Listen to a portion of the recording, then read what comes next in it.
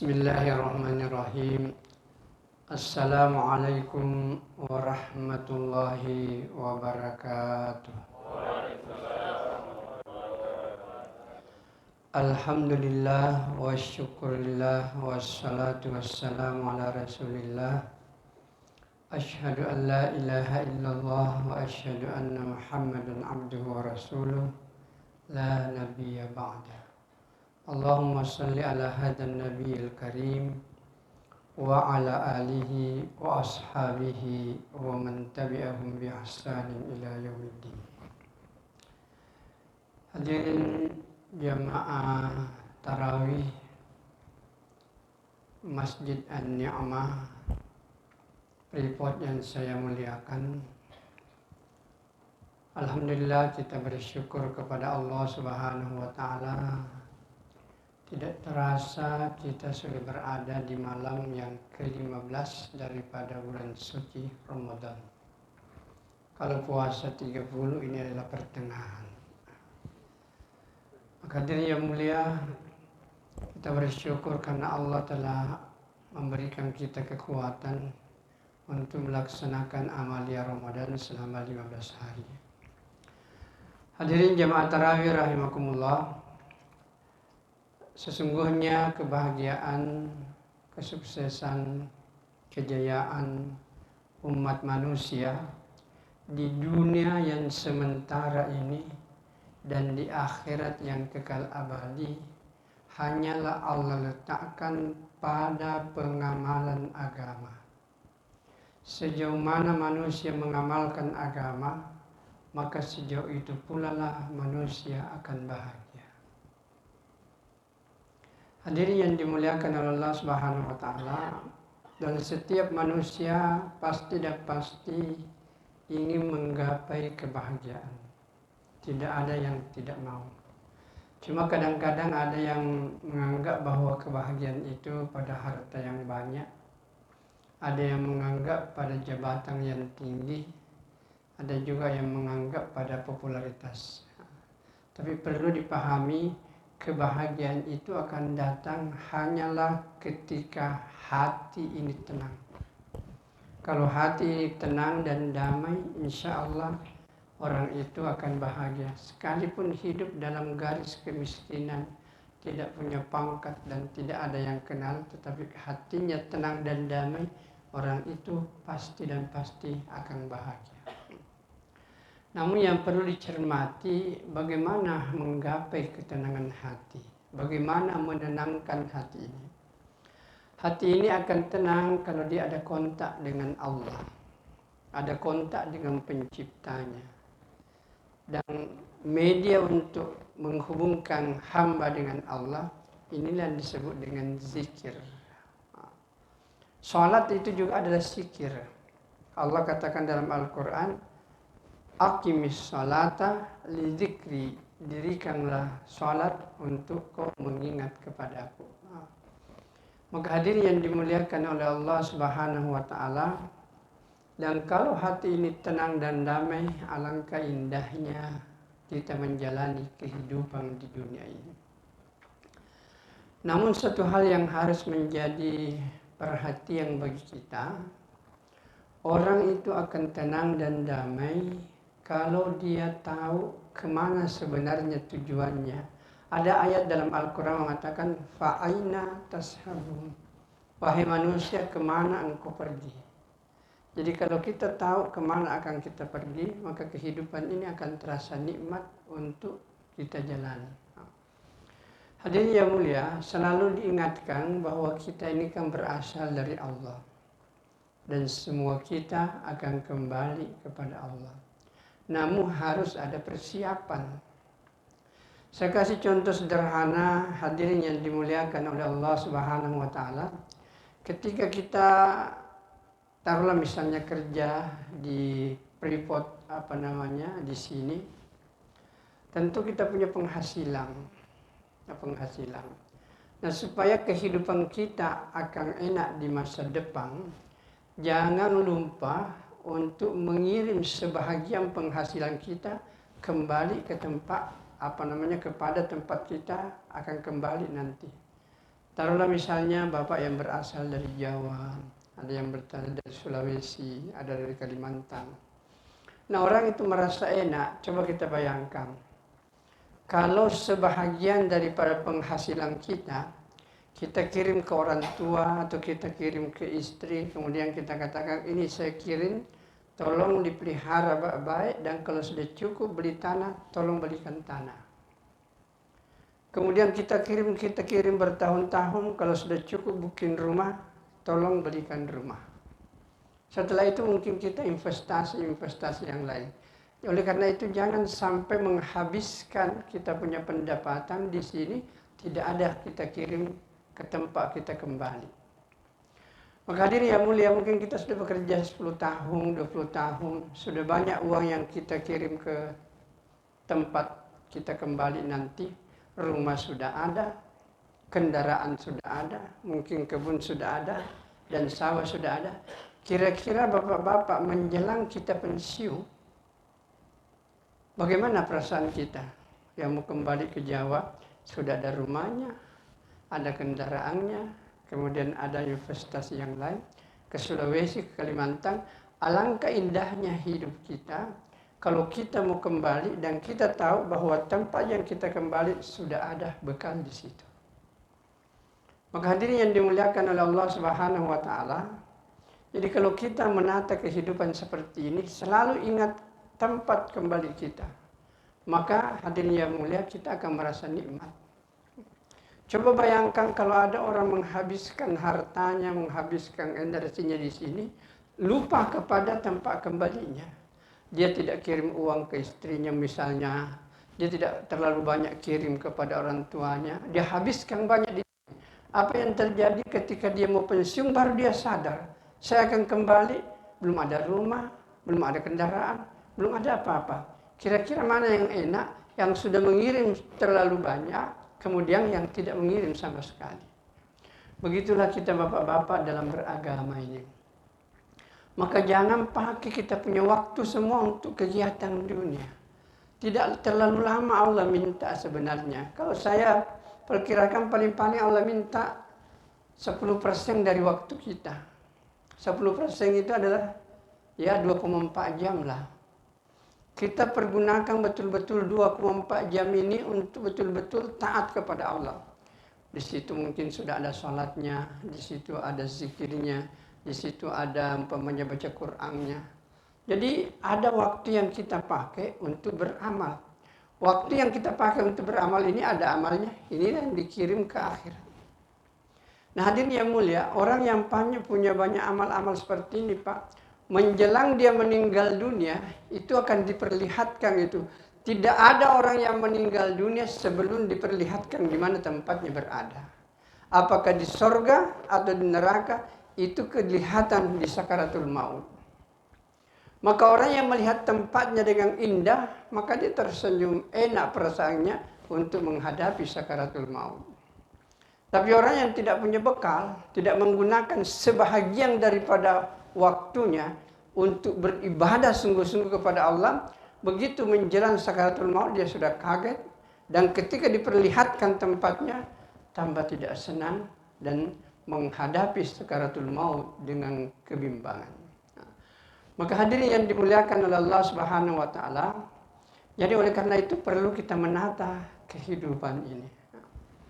Bapak dan saudaraku yang dimuliakan oleh Allah Subhanahu wa taala, jamaah tarawih yang saya muliakan, salah satu hal yang banyak membuat kita lupa, membuat kita memburu kehidupan dunia itu adalah kita lupa bahwa sebenarnya segala sesuatu ini hanyalah milik Allah Subhanahu wa taala. Coba saya mau tanya bapak-bapak, kalau kita jumpa dengan teman, apa pertanyaan kita? Gimana kabar? Kamu gitu, ya. Jawabannya, alhamdulillah, ya. Tetapi begitu banyaknya orang yang mengucapkan alhamdulillah, tapi tidak diterapkan dalam kehidupan sehari-hari. Mestinya kalau saya pribadi Pak, satu kalimat alhamdulillah ini kita terapkan dalam kehidupan, Bapak dan saudaraku yang mulia akan bahagia dalam hidup ini. Satu kalimat ini saja. Kalau kita mampu memahami ini kalimat, kemudian kita lakukan dalam kehidupan sehari-hari, insya Allah Pak, kita akan bahagia dalam kehidupan ini. Cuma karena kita tidak menerapkan ini alhamdulillah dalam kehidupan kita, kita susah menjalani kehidupan. Dan ini saya sudah bahas, kayaknya kalau tidak salah di Masjid Al-Istiqomah, dan itu sudah ada masuk di YouTube. Bapak boleh lihat. Salam Spasita, Salam Touch Channel, itu sudah masuk itu. Tentang kenikmatan alhamdulillah. Boleh. Tapi tidak apa-apa saya lanjutkan. Jadi orang yang memahami Pak, nikmat alhamdulillah itu akan luar biasa. Apa artinya?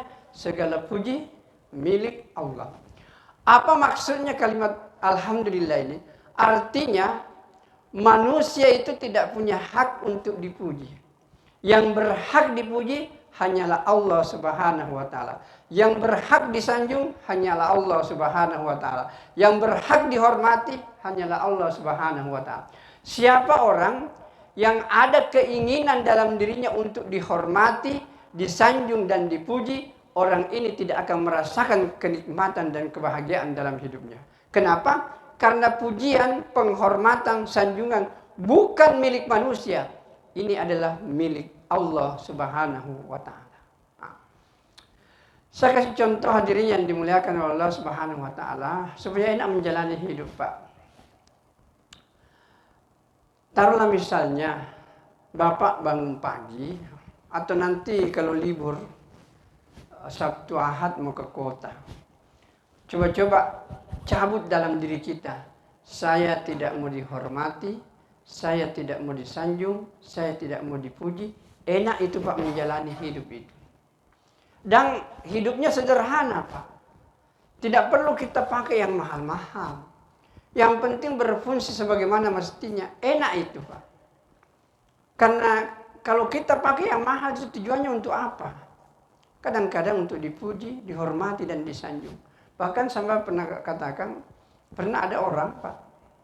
Dia bilang, Ustaz, itu velg mobil saya itu saya belikan 40 juta. Saya bilang innalillahi wa inna ilaihi rajiun. Untuk apa velg 40 juta Pak? Tidak ada apa-apanya. Paling-paling mengatakan, oh bagusnya velgnya mobilnya. Habis selesai itu. Tidak ada lagi apa-apanya. La haula wa la quwata illa billah. Maka hadirin yang dimuliakan oleh Allah Subhanahu wa taala, memberi barang-barang yang mahal itu karena mau dihormati, mau disanjung, mau dipuji. Coba bapak-bapak kalau beli baju baru atau sarung baru, pasti sampaikan, nih baru toh, baru. Ini celana saya baru teman. Paling-paling begitu saja Pak ya. Bahkan maaf saja bapak-bapak dan saudara yang mulia, tolong disampaikan kepada istri nanti menjelang kalau itu tidak perlu Pak, tidak usah diganti di rumah itu. Yang mana Bapak mau? Menyenangkan orang lain atau menyenangkan diri sendiri? Tentu kita mengatakan lebih baik kita menyenangkan diri sendiri. Taruhlah misalnya kalau mau Ramadan Lebaran itu Pak, itu korden masih bagus itu, masih tahun yang lalu dibeli. Cuma karena ada model baru, ganti lagi.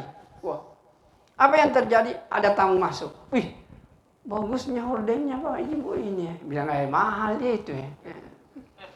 Tapi dia bilang mahal itu Pak. Tapi dalam hatinya dia bilang, nah aku cicil gitu. Apa? Nah hadirin yang mulia, orang senang tapi kita yang susah. Kenapa tidak pakai yang biasa-biasa saja itu Pak? Disinilah harus kita menata hidup Pak. Jangan menghabiskan kita punya pendapatan hal-hal yang sebenarnya tidak perlu menjadi perhatian utama. Maka hadirin yang dimuliakan oleh Allah Subhanahu wa taala, jadi orang itu Pak kalau tidak mau dihormati, tidak mau dipuji, tidak mau disanjung, enak menjalani. Dan itu murah harganya Pak. Pakai apa seadanya saja. Dan itu saya praktekkan Pak. Jadi hampir saya punya mobil, sudah semenjak saya jadi pegawai negeri, baru 2 tahun kemarin saya ganti mobil. Itu pun dipaksa oleh anak saya. Saya enak saja naik Pak itu carry masih minibus itu. Saya bilang ini mobil Dia tompi yang paling murah, paling harganya yang kalau mau dijual 30 jutaan. Saya punya Rektor harganya 1 miliar lebih, dia punya Alphard. Tetapi mobil yang paling terkenal di kampus adalah mobil saya, Pak. Ya. Mulai daripada Satpam sampai ke Rektor tahu Pak Darussalam sudah masuk kampus. Tidak ada samanya mobil saya, ya. Dan tidak bikin saya susah, ya. Dan kalau saya kadang-kadang mau pergi ceramah, macet, Makassar Pak, macet. Kusimpan saja pinggir jalan, baru sambil ojek pergi. Kadang-kadang aku lupa bahwa mobil saya ada di pinggir jalan itu. Nanti sampai di rumah, mana mobil? Ada di jalan, Pak. Enaknya, Pak, alangkah indahnya hidup. Dan tidak bikin saya susah. Kalau mau ke pengantin, orang setengah mati cari parkir, Pak. Kalau saya ke parkir saja itu. Kalau mau ke coret-coret saja. Dan kalau saya berpapasan dengan mobil baru, Pak, mobil baru itu minggir itu. Kita enak jalan. Allahu Akbar. Alangkah indahnya hidup ini, Pak. Ya.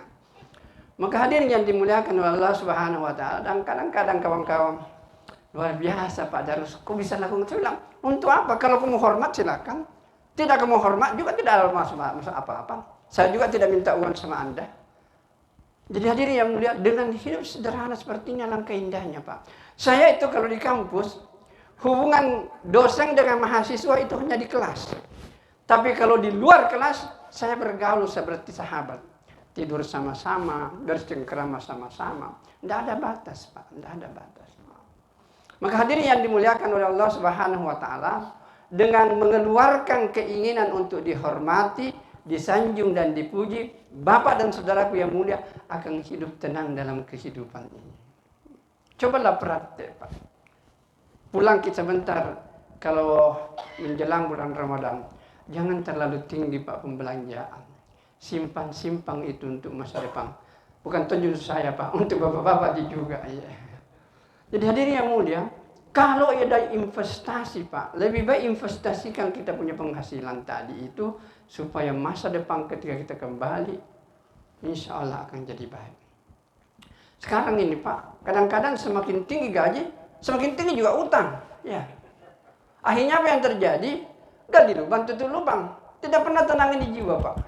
Mau habis bulan, bayar lagi utang ini. Ya. Hadirin yang mulia, seandainya sederhana, Pak, tidak ada utang, alangkah indahnya hidup ini. Alangkah indahnya hidup ini. Maka hadirin yang dimuliakan oleh Allah Subhanahu wa taala, agama ini datang, Pak, diucapkan itu, dan bahkan alhamdulillah itu ayat pertama setelah bismillah. Alhamdulillahi rabbil alamin. Segala puji hanyalah milik Allah. Itu wajib dibaca, Pak, setiap salat. Sekarang kalau bapak-bapak tahiyat, apa bunyi di tahiyat? At-tahiyatu, mubarakatu, salawatu, thayyibatu, lillah. Ini bayangkan, Pak. Sesungguhnya penghormatan, sanjungan, salawat, kemuliaan hanyalah milik Allah. Di awal salat kita diajarkan bahwa manusia kau tidak berhak untuk dipuji. Di akhir salat pun diingatkan bahwa wahai manusia, kau tidak punya hak untuk dipuji. Kenapa habis salat kita mau dipuji lagi? La haula wala quwata illa billah.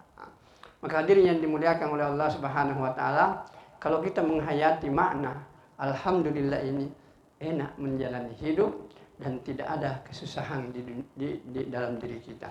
Tapi kita senang, Pak. Daripada menyenangkan orang lain tapi bertumpu utang. Nauzubillahi min dzalik ya. Saya khawatir yang ketawa-ketawa ada utangnya. Ada yang dimuliakan oleh Allah Subhanahu wa taala, inilah mungkin dapat saya sampaikan. Mudah-mudahan Allah memberkati kita semua, dan insya Allah mudah-mudahan semua kita menghayati satu kalimat yang luar biasa ini. Alhamdulillah, terapkan dalam kehidupan, ketenangan, kebahagiaan, insya Allah akan kita rasakan. Baik, kita tutup dengan doa kepada majlis. Subhanallah wa bihamdihi, subhanakallahumma wa bihamdika, asyhadu an la ilaha illa anta, astaghfiruka wa atubu ilaik.